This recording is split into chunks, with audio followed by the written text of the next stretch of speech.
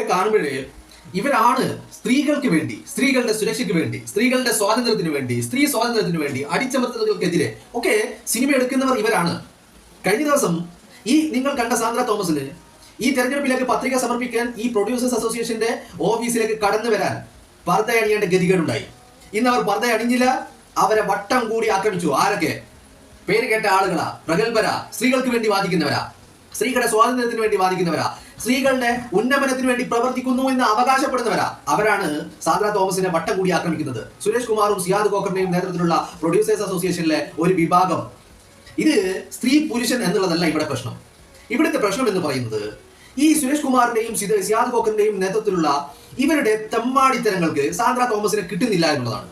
രണ്ടാമത്തെ കാര്യം, അവരൊരു സ്ത്രീ ആയതുകൊണ്ട് ഇവരുടെ കൂട്ടത്തിൽപ്പെട്ടവർ അവരുടെ അടിവസ്ത്രത്തിന്റെ നിറം പോലും അന്വേഷിച്ച് അവരുടെ അടുത്ത് ചെന്നപ്പോ ആട്ടിയിറക്കിയതിന്റെ ഒരു തത്രപ്പാടും ഇവരുടെ മനസ്സിലുണ്ട്.